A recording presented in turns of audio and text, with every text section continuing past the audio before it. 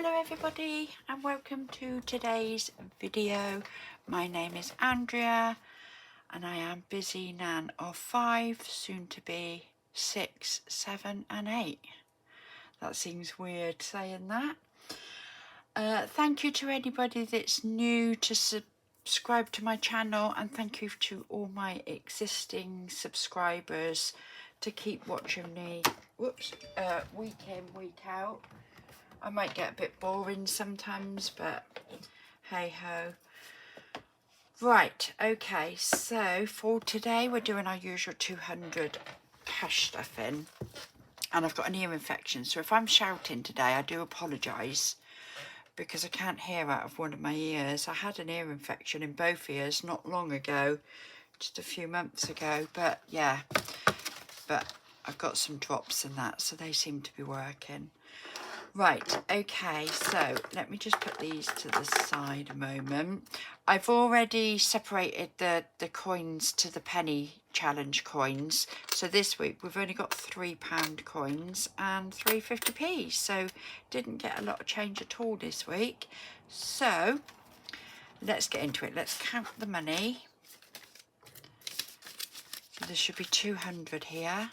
20, 40, 60, 80, 91, 10, 20, 30, 40, 50, 60, 70, 80, 90, 95, 2. Right, so let's pop that back in the tray.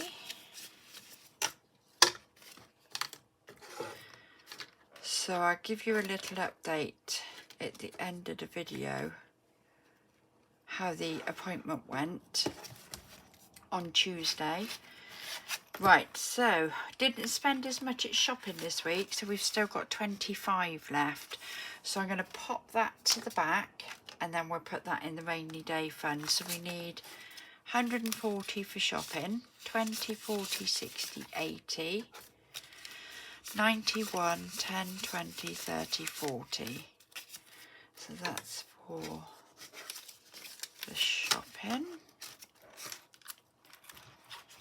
That in there, and then fuel we had 20 left over, so we're putting in our usual 30 because I had some in the bank as well last week.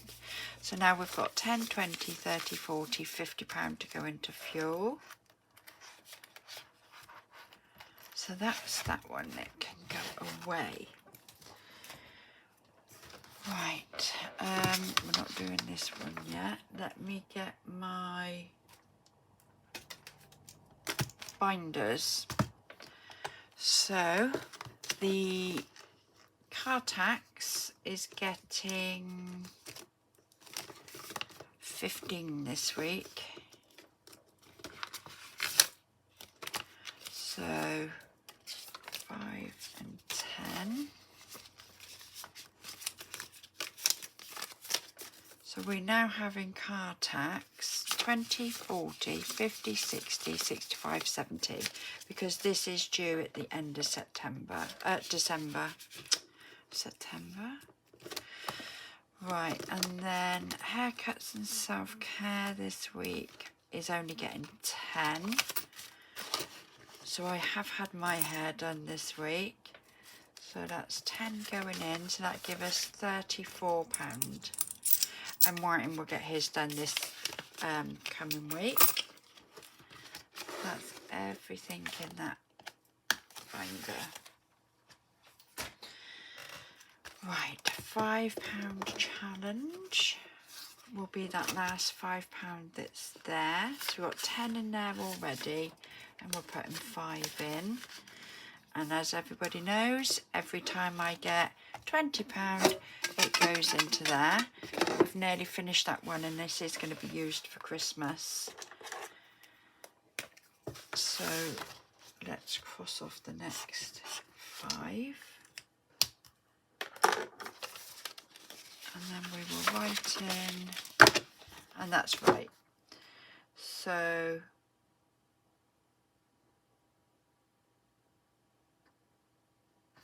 yeah, that's right. I thought I'd done it wrong then.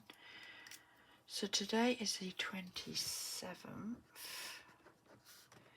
and it is £5 going in, so then the balance in the tin is 15 in the wallet plus the 200, so we've got 215 in there.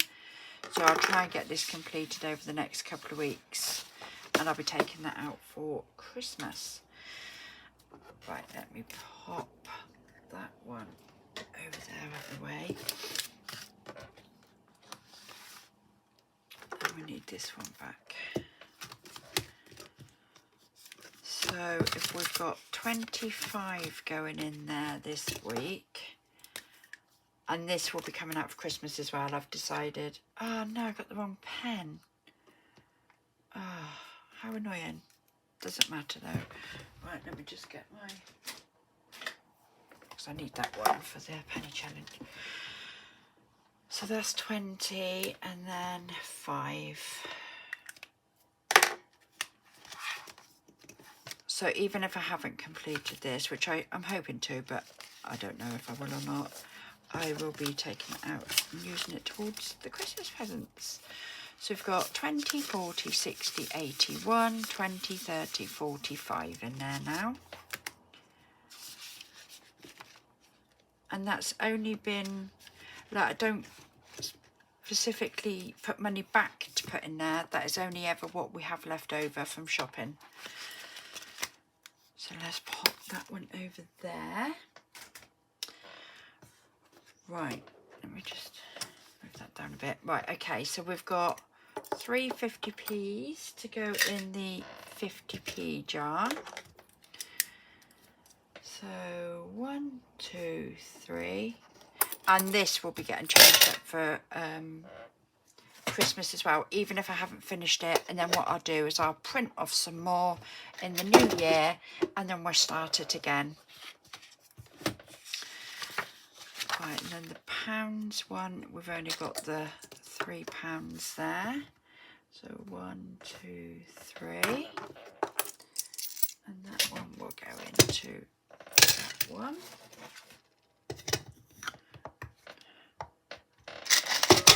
Right, let's pop that one up there. And then we've got nothing for the £2 this week. Here's my lids. So just put that one straight on there.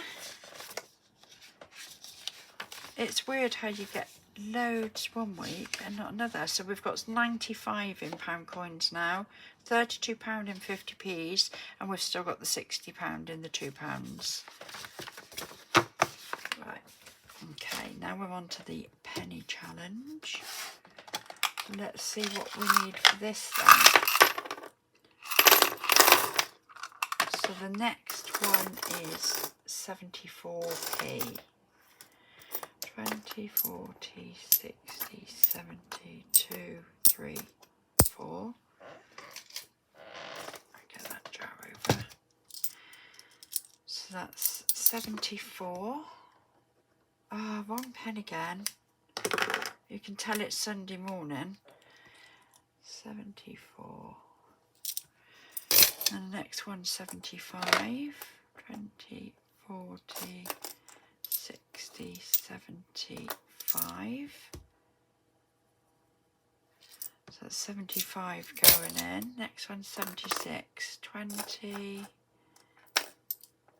30, 40, 50, 60, 65, 70, 2, 4, 6. So not many marked off this week, and there's 4p going towards next week's change. So I'll pop that right over there. Oh. Right, okay, so get on. We went for the scan this week, and so a little bit about Jessica's pregnancy. When she was very early on, she was bleeding. Excuse me. And we paid and went for a private scan. And on that scan, they said that there was something, oh, I'm so sorry. There was something about the uterus. So we then didn't think nothing of it. They said it was fine and they could see where she was bleeding from, and they said they could see a little area where there was going to be more blood to come out, which happened. A couple of weeks later she still had bleeding, and anyway, we went for her 12-week scan and showed them the report from the private scan. So they was scanning her because she had to have an internal one at the private scan. So we went for the 12-week one. Now I think she had a normal ultrasound then. It wasn't an internal one. And we showed them the report and told them what they said, and they said, no, I can't see nothing what they're on about. Anyway, he couldn't get measurements of the baby, so they told us to go downstairs, eat something sweet, walk around for a little while, and then go back. So then we went back, and he could spot what the private scanner had said straight away. So that was that. Then we were due to go for another scan at 16 weeks. Well, in the meantime, Jessica caught COVID, so couldn't go to that scan. So we went up there at 17 weeks, I think it was. We had this scan, and the scanning lady had been, I think they're sonographers.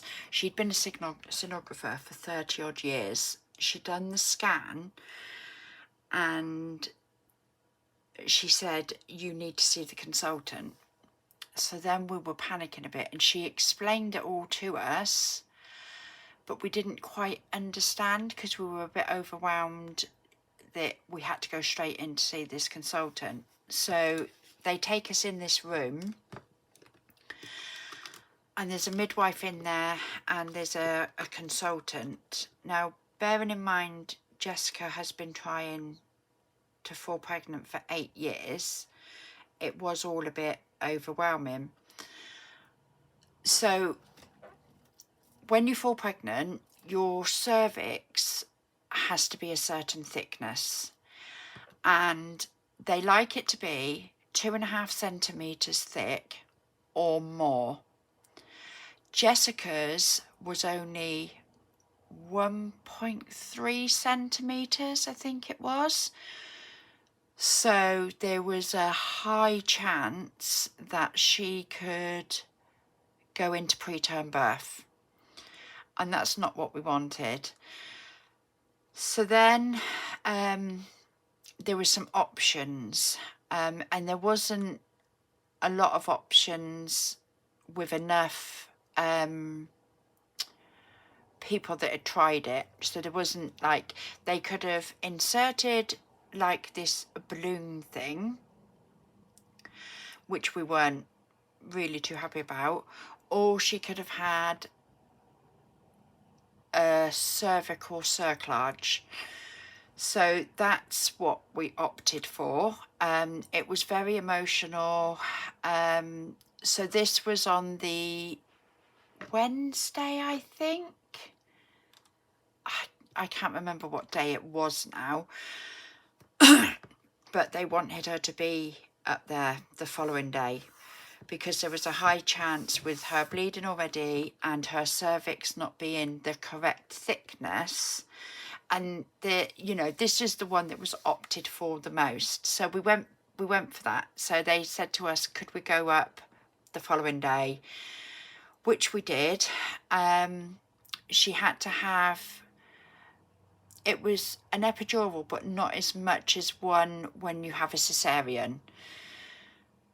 So she went into theatre to have this cerclage inserted, which is the stitch, and obviously it caused a little bit of bleeding, which it would, because her uterus had been disturbed and all that area. The anaesthetic didn't really work for her. She could feel it going in, but as she said, I'd do anything to protect this baby, which you would. So she came round from that. She wasn't knocked out or anything. So she had that done, and then she had to, every day, twice a day, insert a pessary, and that was up until she was 35 weeks. So as you can imagine, in all that scorching hot weather, she ended up having to put the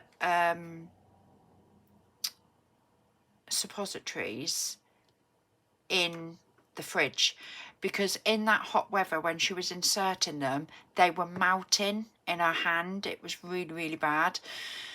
So she put them in the fridge for a few days, which helped, and then when the temperature got a little bit cooler, she had to take them out of the fridge again. They said that we could get them on prescription at the surgery, and they were refusing to give her a prescription for them. So they said no, it's delivery that prescribes them. We went back to delivery, and they said no, the surgery can prescribe them. They were quite annoyed with the surgery. We're not with the greatest of surgeries, I must admit. And so anyway, we used to get them from the hospital. Then at 20 weeks, she had a scan and everything was okay. She's had loads of scans. So we had a scan a few weeks ago, 3 or 4 weeks ago, and baby was breech. And we had another scan this Tuesday, just gone. Now, when we had the Cerclage fitted, they said that Cerclage has to come out at 37 weeks. It cannot stay in no longer than 37 weeks. So Jessica stopped the suppositories at 35 weeks. So these last 2 weeks, it sort of started breaking away. And so she had the scan a couple of weeks ago, and he was breech. So we had another scan Tuesday. He has now turned, and she's had a lot more of the not suppositories, the pessaries. I keep saying suppositories. The pessaries coming away from her. And she had the consultant appointment straight after the scan, and she said, I'm booked in on Saturday to come and have the Cerclage removed. And he said, oh no. He started laughing at her. He said, oh no, we don't do that on a weekend, just in case you need to end up in theatre. So she was a bit miffed about that. So they said, okay, we'll book you in for the Monday, which is this Monday coming. So she wasn't going out anywhere yesterday. She stayed in all day. She had a missed call on her phone from a withheld number just after 1 o'clock. She put it on our chat and said, do you know anybody that's tried to call me because I've just missed a number? I was like, no. Anyway, about half an hour later, or within that hour of that missed call, she had another call. And we were out in the car going to the shops, and Corey rung me and he said, delivery have just rung Jessica. They're on the phone now. They're asking, why hasn't she gone to delivery today to have the Cerclage removed? They're waiting for her. So we said, well, the consultant had said on the Tuesday that they don't do it on a weekend. Anyway, the midwife said to her in delivery, no, we're waiting for you. It's all booked in. It's in our book. And she said, well, somebody, the consultant rung through to somebody and they said, no, it's not in the book. So the right hand don't know what the left hand's doing up there, does it?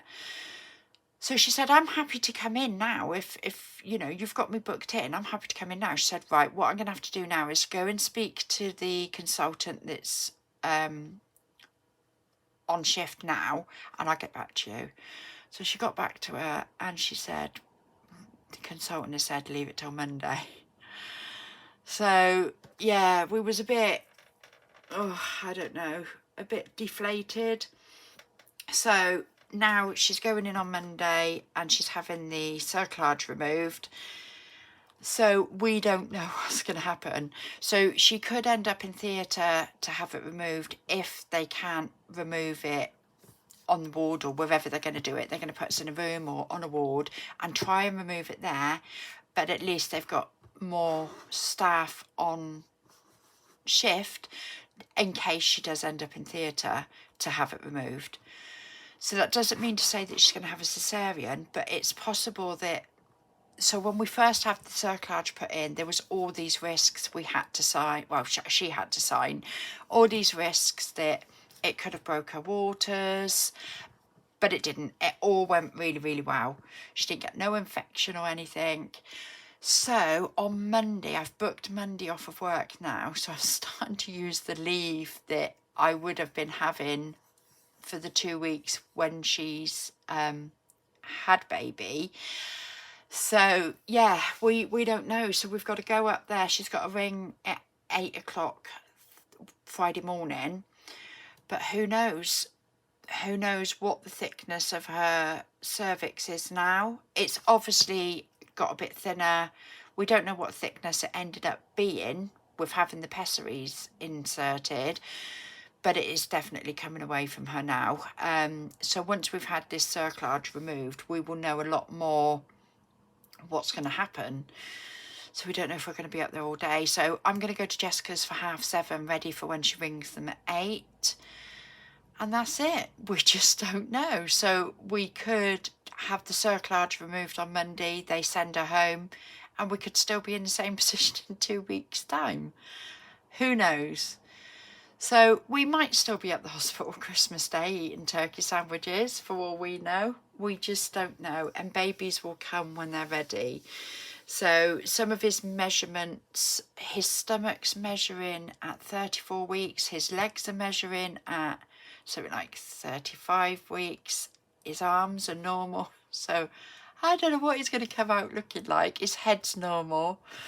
So yeah. So we'll just wait and see. So that's the update on Jessica for now.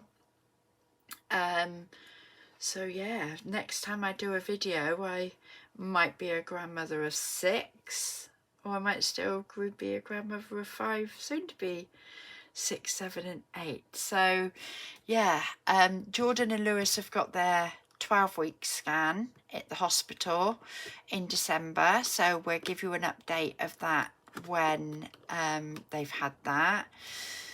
They went to Winter Wonderland yesterday in London, but she has been feeling, well, she has been being very sick, but it is double the hormones with twins. So yeah, it's not going to get any easier, but she is wary of what she eats.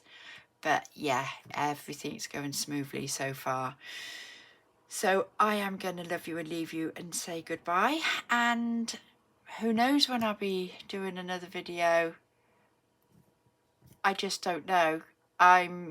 Even though I'm having 2 weeks off when he's born, I am working the Friday clinics. I am doing my blood clinics, because if I cancel them, and it's only till 1:30. I finish at 1:30. So I will help them out after baby's here, and it's a couple of weeks, and I will start staying on a Friday, probably till 5, just to help them out, get the numbers down so that patients don't have to wait so long.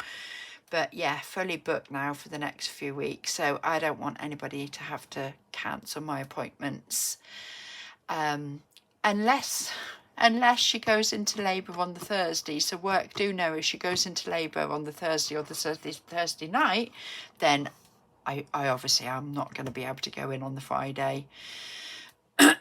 So we shall see.